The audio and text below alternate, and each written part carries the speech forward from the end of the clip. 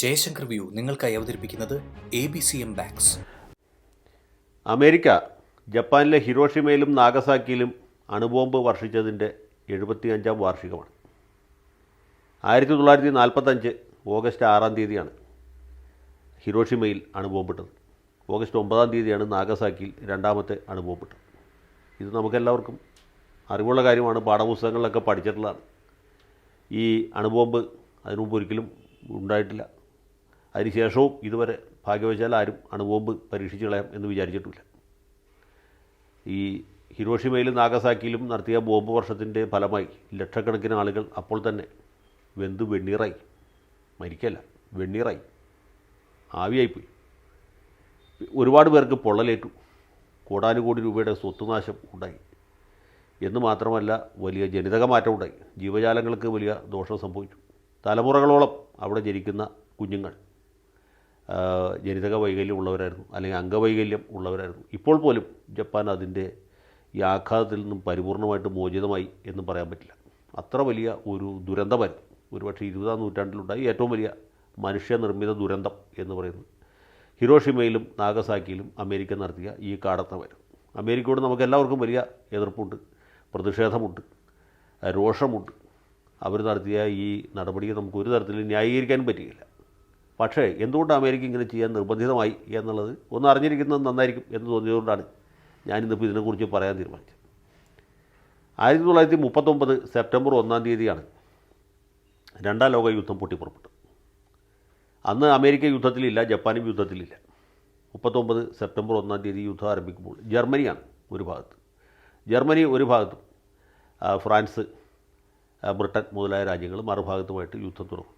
കുറച്ച് കഴിഞ്ഞപ്പോൾ അതിലേക്ക് സോവിയറ്റ് യൂണിയൻ കൂടി വരുന്നു. കിഴക്കൻ ചേരിയിൽപ്പെട്ട രാജ്യങ്ങളെല്ലാം യുദ്ധത്തിലാവുന്നു. ഹിറ്റ്ലർ സായിപ്പ് ഫ്രാൻസ് വരെയുള്ള രാജ്യങ്ങൾ കീഴടക്കുന്നു. ഇംഗ്ലീഷ് ചാനലിനപ്പുറത്ത് ബ്രിട്ടൻ മാത്രം ജർമ്മനിയെ ചേർത്ത് നിൽക്കും. അതോടൊപ്പം തന്നെ ഏഷ്യൻ രാജ്യങ്ങളിലേക്ക്, അതുപോലെ മെസപ്പൊട്ടോമിയയിലേക്ക് അല്ലെങ്കിൽ ആഫ്രിക്കയുടെ തീരങ്ങളിലൊക്കെ യുദ്ധം നടക്കും. ജർമ്മനിക്കൊപ്പം ഇറ്റലിയും ചേരും. വലിയ തോതിലുള്ള യുദ്ധം യൂറോപ്പിനോട് ചേർന്ന് കിടക്കുന്ന ആഫ്രിക്കയുടെയും ഏഷ്യയുടെയൊക്കെ ഭാഗങ്ങളിൽ നടക്കുക. ഈ സമയത്തൊന്നും അമേരിക്കയില്ല, ജപ്പാനുമില്ല. അടുത്ത ഘട്ടത്തിലാണ് ജപ്പാൻ ഈ ഹിറ്റ്ലറുടെയും അതുപോലെ മുസോളിനിയുടെയൊക്കെ പ്രൊപ്പഗൻഡ വിശ്വസിച്ചിട്ടാണ് ജപ്പാൻ ഈ യുദ്ധത്തിലേക്ക് എടുത്ത് ചാടിയെന്നാണ് പറയുന്നത്. സാധ്യതയുണ്ട്. ഏതായാലും ഫാസിസ്റ്റ് പ്രൊപ്പഗൻഡ വിശ്വസിച്ച് ജപ്പാനും യുദ്ധത്തിൽ ചേരുകയാണ്.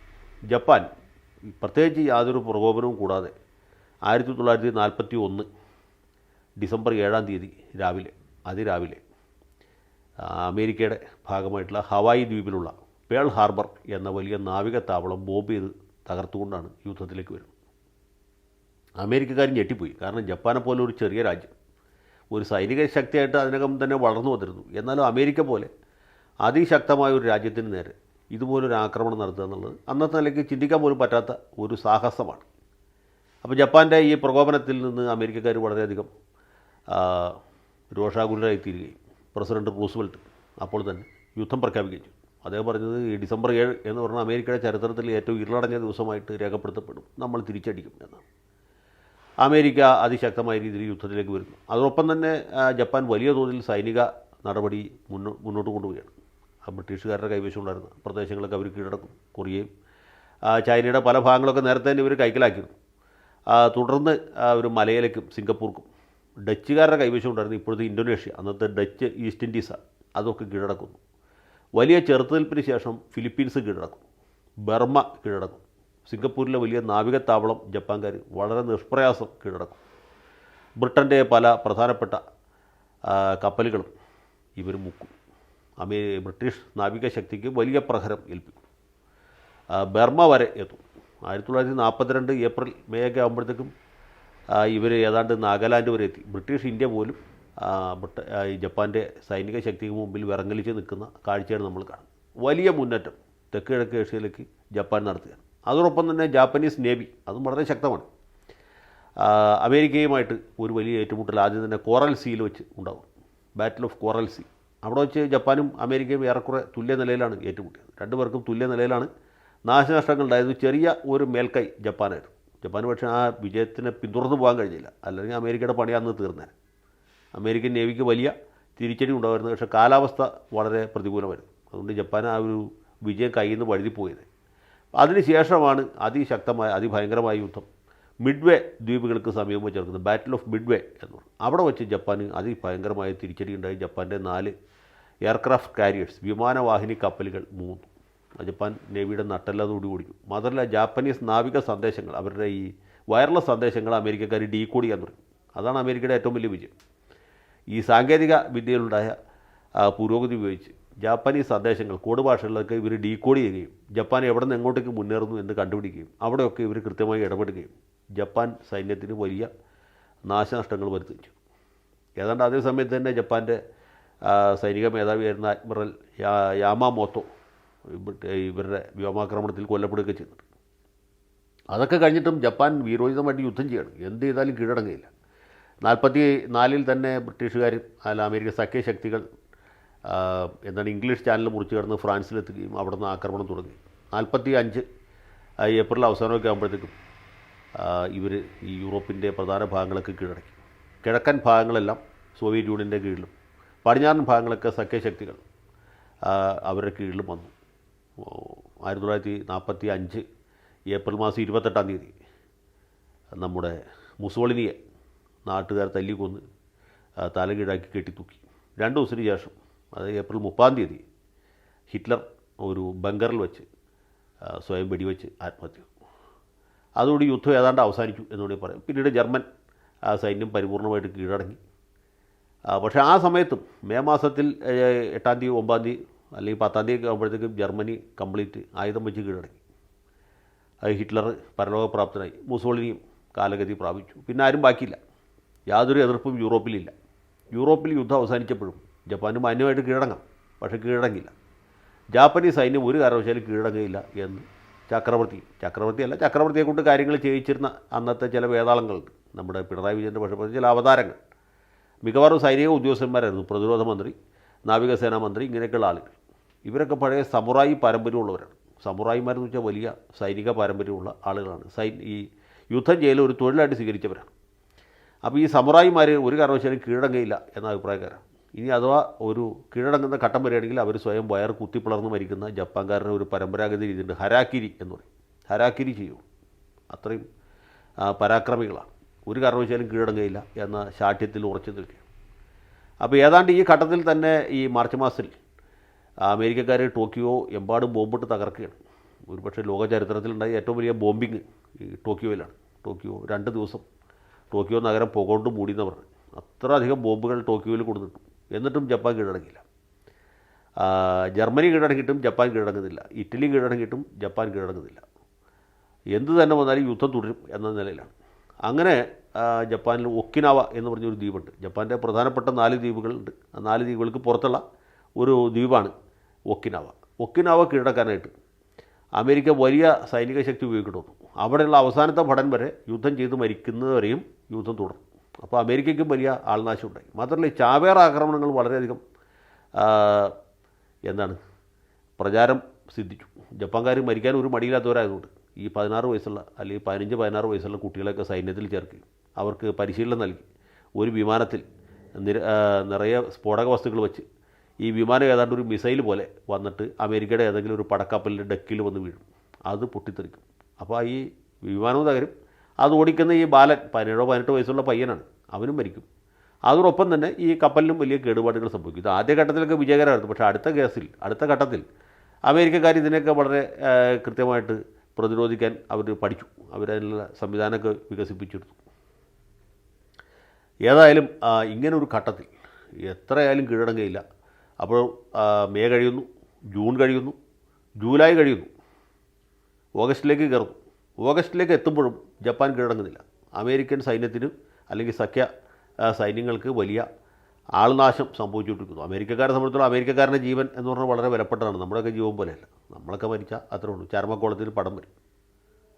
പക്ഷേ അമേരിക്കക്കാരൻ മരിച്ചാൽ അങ്ങനെയല്ല, അത് വലിയ സംഭവമാണ്. ഒരു അമേരിക്കക്കാരൻ്റെ ജീവന് അമേരിക്കൻ ഗവൺമെൻറ് സമാധാനം പറയണം. അപ്പോൾ ആൾനാശം പരമാവധി കുറയ്ക്കണം. ഏതാണ്ട് ഇതേ സമയത്ത് തന്നെ ജർമ്മനിയും അതുപോലെ അമേരിക്കയും ബ്രിട്ടനും ഒക്കെ തന്നെ ഈ അണുബോംബ് വികസിപ്പിക്കാനുള്ള ശ്രമങ്ങൾ നടത്തുന്നുണ്ട്. ജർമ്മൻകാർ വളരെ ശക്തമായിട്ട് ആത്മാർത്ഥമായിട്ട് ശ്രമിച്ചു, പക്ഷേ സാധിച്ചില്ല. അന്ന് ജർമ്മനിയാണ് ഇത് ആദ്യം വികസിപ്പിച്ചെങ്കിൽ ലോകത്തിൻ്റെ സ്ഥിതി എന്താണെന്ന് നമുക്ക് സങ്കല്പിക്കാൻ പോലും പറ്റുകയില്ല. അതിന് ഹിറ്റ്ലർ എവിടെയൊക്കെ ഇത് കൊണ്ടുവന്ന് ഇടുമായിരുന്നു. ഭയങ്കരമായത്. ഏതായാലും അണുബോംബ് വികസിപ്പിച്ചത് അമേരിക്കക്കാരാണ്. റോബർട്ട് ഓപ്പൺഹൈമർ എന്ന പ്രശസ്തനായ ശാസ്ത്രജ്ഞൻ ഈ വിദ്യ വികസിപ്പിച്ചെടുത്തു. അമേരിക്ക അത് പരീക്ഷിച്ച് ഇത് വളരെ വിജയകരമാണെന്ന് ബോധ്യപ്പെട്ടു. അതിനിടയ്ക്ക് വേറൊരു സംഭവം കൂടി ഉണ്ടായി. ഈ പ്രസിഡൻറ്റ് റൂസ്വെൽട്ടായിരുന്നു അന്ന് അമേരിക്കയുടെ പ്രസിഡൻറ്റ്. അദ്ദേഹം പിന്നെ വേറൊരു പ്രാധാന്യം കൂടി ഉണ്ട്. അദ്ദേഹം 4 തവണ അമേരിക്കയിൽ പ്രസിഡൻ്റായിട്ട് തിരഞ്ഞെടുക്കപ്പെട്ട ആളാണ്. സാധാരണ അമേരിക്കയിൽ ഒരാളും 2 തവണയിൽ കൂട്ടും മത്സരിക്കില്ല. ജോർജ് വാഷിങ്ടൺ തൊട്ട് അങ്ങനെയായിരുന്നു. വാഷിങ്ടൺ, ജെഫേഴ്സൺ, മാഡിസൺ, ജാക്സൺ, ഇതിൽ പ്രഗത്ഭന്മാരായ ആളുകൾ പലരും ഉണ്ടായിരുന്നു. പക്ഷേ അവരാരും തന്നെ മൂന്നാമതൊരു ടേം ആഗ്രഹിച്ചില്ല. കാരണം വാഷിങ്ടൺ 2 തവണ പ്രസിഡൻ്റായിരുന്നു. പിന്നെ ആരും തന്നെ മൂന്നാമതൊരു ടേം ആഗ്രഹിച്ചില്ല. റൂസ്വെൽറ്റ് 3ാമത്തെ ടേം പൂർത്തീകരിച്ച് 4ാമത്തെ ടേമിൽ ജയിച്ചു. ജയിച്ച് അധികാരമേറ്റിട്ട് അധികം ദിവസം ആയിരുന്നില്ല. ഏപ്രിൽ 12-ാം തീയതി അദ്ദേഹം പെട്ടെന്ന് ഹൃദയാഘാതത്തെ തുടർന്ന് അന്തരിച്ചു. അങ്ങനെ ട്രൂമാൻ അമേരിക്കയുടെ പ്രസിഡൻ്റായി. Harry S Truman, vice president ആയിരുന്ന ട്രൂമാൻ ഓട്ടോമാറ്റിക്കായിട്ട് അമേരിക്കൻ പ്രസിഡൻ്റാകുക. അപ്പോൾ യുദ്ധം ജയിച്ചതിൻ്റെ ക്രെഡിറ്റ് റൂസ്വെൽറ്റിന് കിട്ടി. ആറ്റം ബോംബ് ഇട്ടതിൻ്റെ ഡിസ്ക്രെഡിറ്റ് അല്ലെങ്കിൽ അതിൻ്റെ അപഖ്യാതി ട്രൂമാന് കിട്ടി. അതാണ് ഞാൻ പറയാൻ വന്നത്. ഏതായാലും ട്രൂമാൻ അധികാരത്തിൽ വന്നു. അദ്ദേഹം ഈ ബോംബിടാൻ തന്നെ തീരുമാനിച്ചു. അമേരിക്കക്കാർ അതിന് മുമ്പ് ഇവർ താക്കീത് നൽകി. വളരെ വിനാശകരമായ ഒരു പരിണതിയിലേക്കാണ് പോകുന്നത്. ജപ്പാൻ ഏറ്റവും പെട്ടെന്ന് കീഴടങ്ങുന്നതാണ് അവർക്ക് നല്ലത്. അല്ലെങ്കിൽ സർവനാശം എന്ന വാക്കാണ് വിളിച്ചത്. സർവനാശത്തിന് തയ്യാറായിക്കൊള്ളാം. ഈ സർവനാശം എന്നുള്ള വാക്ക് കേട്ടിട്ടും ജപ്പാൻകാർ പേടിച്ചില്ല. അവർ യുദ്ധം തുടരാൻ തന്നെ തീരുമാനിച്ചു. അങ്ങനെ വേറെ നിവൃത്തിയില്ലാതെ അമേരിക്കക്കാർ ഓഗസ്റ്റ് 6-ാം തീയതി ഹിരോഷിമയിൽ ആദ്യത്തെ ബോംബിട്ടു. എന്നിട്ട് പറഞ്ഞു ഇനിയും ബോംബുകളുണ്ട്, പെട്ടെന്ന് കീഴടങ്ങുന്നതാണ് നല്ലത് ബുദ്ധി എന്ന് പറഞ്ഞു. ജപ്പാൻകാർ കീഴടങ്ങില്ല. അവർ പറഞ്ഞു എന്ത് തന്നെ വന്നാലും ഞങ്ങൾ കീഴടങ്ങയില്ല. അപ്പോഴാണ് ഓഗസ്റ്റ് 9-ാം തീയതി 2ാമത്തെ ബോംബ് നാഗസാക്കിയിൽ, സത്യത്തിൽ നാഗസാക്കിയിലല്ല ആ ബോംബ് ഇടാൻ വന്നത് അമേരിക്കക്കാർ തയ്യാറായത് കോക്കുറ എന്ന് പറഞ്ഞൊരു നഗരമുണ്ട്. കോക്കുറയെ ലക്ഷ്യമാക്കിയിട്ടാണ് അമേരിക്കയുടെ യുദ്ധവിമാനങ്ങൾ വന്നത്. ലിറ്റിൽ ബോയ് എന്ന പേരുള്ള ഒരു ബോംബ് ഉണ്ട്. പക്ഷേ ഈ വിമാനങ്ങൾ താരതമ്യേന താഴ്ന്നാണ് പറക്കുക. കാരണം ഈ ആറ്റം ബോംബിന് ഭാരം കൂടുതലായിരുന്നു. ഇന്നത്തെ പോലുള്ള സാങ്കേതികവിദ്യയും ഇന്നത്തെ പോലുള്ള വിമാനങ്ങളൊന്നും അന്നില്ലല്ലോ. അപ്പോൾ താഴ്ന്ന് പറന്ന് ഇവർ കോക്കുറയുടെ മുകളിലെത്തിക്കഴിഞ്ഞപ്പോൾ അന്തരീക്ഷം മേഘാവൃതമാണ്. എവിടെയാണ് ഈ നഗരം എന്ന് ഇവർക്ക് ലൊക്കേറ്റ് ചെയ്യാൻ പറ്റിയില്ല. അവർ കുറച്ച് നേരം തിരിച്ചിട്ട് തിരിച്ചു പോകുമ്പോൾ മറ്റൊരു നഗരം കണ്ടു.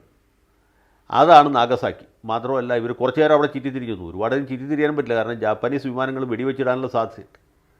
അതുകൊണ്ട് പിന്നെ തിരിയുമ്പോൾ പെട്ടെന്ന് അവിടെ മേഘാവൃതമാണ്. പക്ഷേ മേഘങ്ങൾ മാറുകയും സൂര്യപ്രകാശം തെളിയുകയും അവർ നോക്കുമ്പോൾ താഴത്ത് ഒരു ഫുട്ബോൾ ഗ്രൗണ്ടാണ് കാണുന്നത്. അപ്പോൾ തന്നെ ഈ ബട്ടൺ അമർത്തി. അങ്ങനെയാണ് നാഗസാക്കിക്ക് വേറെ പ്രത്യേകതയുണ്ട്. ജപ്പാനിൽ ക്രൈസ്തവരെ ഏറ്റവും കൂടുതലുള്ള സ്ഥലമാണ് നാഗസാക്കി. അവിടുത്തെ പള്ളിയിൽ ഭദ്രാസന പള്ളിയിലെ പെരുന്നാളായിരുന്നു. ആ പെരുന്നാൾ ആഘോഷിച്ചുകൊണ്ടിരിക്കുന്ന ജനസഞ്ചയത്തിൻ്റെ നടുവിലേക്കാണ് ഈ അമേരിക്കക്കാരൻ്റെ ബോംബ് വന്ന് വീഴുന്നത്. പിന്നത്തെ കഥ ഞാൻ പറയേണ്ടതില്ല. ഒരുപാട് ആളുകൾ ഒറ്റയടിക്ക് ആവിയായി. എന്നിട്ടും ജപ്പാൻ കീഴടങ്ങാത്തൊരു സ്റ്റേജ് വന്നപ്പോൾ പ്രസിഡന്റ് ട്രൂമാൻ വീണ്ടും ഭീഷണി മുഴക്കി. അടുത്ത ബോംബ് ടോക്കിയോയിലാണ്. പിന്നെ ഹിരോഹിതോ ചക്രവർത്തി ഇല്ല. ഈ യുദ്ധ പ്രമുഖന്മാരായിട്ടുള്ള പ്രതിരോധ മന്ത്രിയോ അല്ലെങ്കിൽ നാവികസേനാ മേധാവിയോ ഒന്നും പിന്നെ ഇല്ല എന്നാണ് അതിൻ്റെ അർത്ഥം. അടുത്ത ബോംബ് ടോക്കിയോയിലാണ്. സത്യം പറഞ്ഞാൽ അമേരിക്കയിൽ 2 ബോംബ് ഉണ്ടായിരുന്നു. മൂന്നാമതൊരു ബോംബ് ഉണ്ടാക്കിയിരുന്നില്ല. പക്ഷേ ഈ ഭീഷണി ഫലിച്ചു. ഏതായാലും ഓഗസ്റ്റ് 15-ാം തീയതി ഇവർ കീഴടങ്ങാൻ തീരുമാനിച്ചു. കീഴടങ്ങൽ പ്രഖ്യാപിച്ചപ്പോൾ തന്നെ ഇതിൽ പ്രധാനപ്പെട്ട ആളുകൾ പലരും തന്നെ വീണ്ടും ഹരാക്കിരി നടത്തി മരിക്കുകയാണ് ചെയ്ത്. അമേരിക്കയ്ക്ക് പിടികൊടുക്കാൻ അവർ തയ്യാറായിരുന്നില്ല. പ്രതിരോധ മന്ത്രി ഇതിൻ്റെ പല സൈനിക മേധാവികളും ഈ തീരുമാനം അറിഞ്ഞ ഉടനെ തന്നെ ഹരാക്കിരി നടത്തുകയാണ് ഉണ്ടായത്. സെപ്റ്റംബർ 2-ാം തീയതി USS മിസൗറി എന്ന യുദ്ധക്കപ്പലിൽ വെച്ച് ഇതിൻ്റെ ഔപചാരികമായ രേഖ ഒപ്പിടുകയും അതോടെ 2ാം ലോകയുദ്ധം അവസാനിപ്പിച്ചു. ഇനി ഇതുമായി ബന്ധപ്പെട്ട ഒരു ചെറിയ ഉപകഥ കൂടി പറഞ്ഞിട്ട് അവസാനിപ്പിക്കാം. ഈ യുദ്ധ കുറ്റവാളികൾ ആയിട്ട് മുദ്രടിക്കപ്പെട്ട സൈനിക മേധാവികൾ അല്ലെങ്കിൽ പ്രധാനപ്പെട്ട പ്രധാനമന്ത്രി അങ്ങനെയുള്ള ആളുകളെ കിട്ടുള്ളൂ. ഭരണാധികാരികൾ, തിരഞ്ഞെടുക്കപ്പെട്ട ഭരണാധികാരികളും അതുപോലെ സൈനിക മേധാവികളും ഇവരെല്ലാവരെയും അമേരിക്കൻ ഗവൺമെൻറ് മുൻകൈയെടുത്ത് സഖ്യശക്തികൾ കുറ്റവിചാരണ നടത്തി. ഈ ജർമ്മനിലെ കുറ്റക്കാരെ എല്ലാവരും യുദ്ധ കുറ്റവാളികളെ ന്യൂറംബർഗിൽ വെച്ചാണ് വിചാരണ ചെയ്തത്. ജാപ്പനീസ് കുറ്റവാളികളെ എല്ലാവരും ടോക്കിയോയിൽ വെച്ചാണ് വിചാരണ ചെയ്തത്. ആ വിചാരണയിൽ പല രാജ്യങ്ങളിൽ നിന്നുള്ള ജഡ്ജിമാർ ഉണ്ടായിരുന്നു.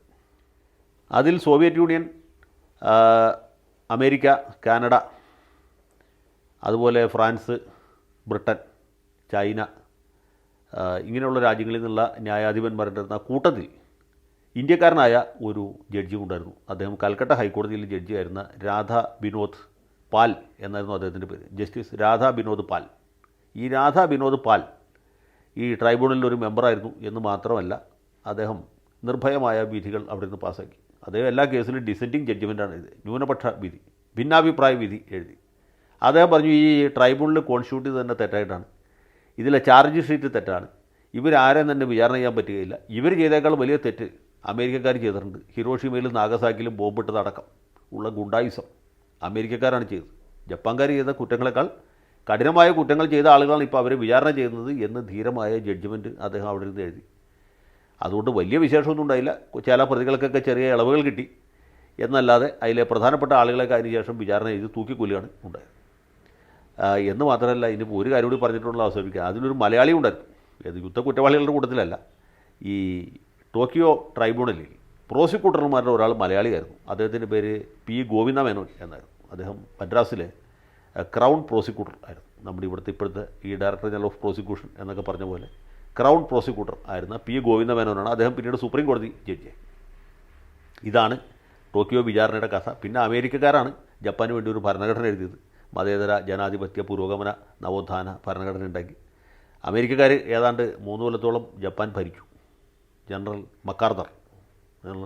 ഡഗ്ലസ് മക്കാർദർ ആയിരുന്നു ഏതാണ്ട് ഭരണാധികാരിയായിട്ട് പ്രവർത്തിച്ചത്. പിന്നീട് ഒരു ഭരണഘടന ഉണ്ടാക്കി ഭരണം ജപ്പാൻകാർക്ക് കൈമാറി. അപ്പോഴും ജപ്പാനിൽ ഇനി സൈന്യമൊന്നും ഉണ്ടാകാൻ പാടില്ല എന്ന് എഴുതി വെച്ചു.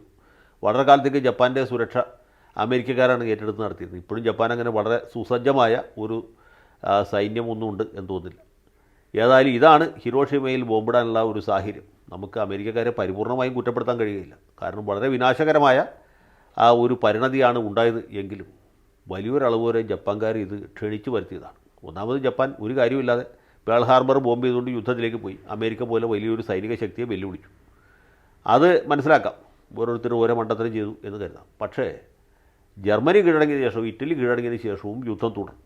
വിനാശകരമായ ബോംബിങ്, അവരുടെ എല്ലാ സൈന്യവും നശിച്ചു, എല്ലാ പടക്കപ്പലുകളും മുങ്ങി, എല്ലാ വിമാനവാഹിനികളും മുങ്ങി, അവസാനത്തെ ഭടൻ വരെ യുദ്ധം ചെയ്ത് മരിക്കും എന്ന ഒരു വാശിയിൽ മുന്നോട്ട് പോവുകയാണ്. ഒക്കിനാവ കീഴടക്കാൻ തന്നെ അമേരിക്കക്കാർക്ക് വലിയ ഒരു സൈനിക ശക്തിയെ ബലി കൊടുക്കേണ്ടി വന്നു. അപ്പോൾ ഈ ജപ്പാൻ്റെ പ്രധാനപ്പെട്ട 4 ദ്വീപുകളുണ്ട്, ക്യോഷു, ഹോൺഷു, ഷിക്കാക്കു, ഹൊക്കൈഡോ. ഇത് 4 പ്രധാനപ്പെട്ട ദ്വീപുകൾ. ഈ 4 ദ്വീപുകളും കീഴടക്കണമെങ്കിൽ അമേരിക്കൻ സൈന്യത്തിൻ്റെ ഒരു 4 ഭാഗത്തെങ്കിലും ബലി കൊടുക്കേണ്ട വരുമായിരുന്നു. അതുകൊണ്ടാണ് അവരിതുപോലൊരു കടുങ്കൈ ചെയ്തത്. അമേരിക്കയ്ക്ക് ഒരു ന്യായീകരണമുണ്ട്, പക്ഷേ ഇത് ഒരു വലിയ മനുഷ്യ ദുരന്തമായിട്ട് ഇപ്പോഴും നിലനിൽക്കുന്നു. ഇതാണ് ഈ ഘട്ടത്തിൽ പറയാനുള്ളത്. ഈ ഹിരോഷിമയിലും നാഗസാക്കിയിലും മരിച്ച ആളുകൾ സൈനികരല്ല, അവർ ഒരു കാരണവശാലും ഇങ്ങനെയുള്ള കൊള്ളരായ്മകളിൽ പങ്കെടുത്തവരല്ല. അവരുടെ ആത്മശാന്തിക്ക് വേണ്ടി പ്രാർത്ഥിക്കുകയും ചെയ്യും. ജയശങ്കർ വ്യൂ നിങ്ങൾക്കായി അവതരിപ്പിക്കുന്നത് ABCM ബാങ്ക്സ്. നിങ്ങൾ ഈ ചാനൽ ഇതുവരെ സബ്സ്ക്രൈബ് ചെയ്തില്ല, സബ്സ്ക്രൈബ് ചെയ്യൂ, ഒപ്പം ബെൽ ബട്ടണും അമർത്തൂ.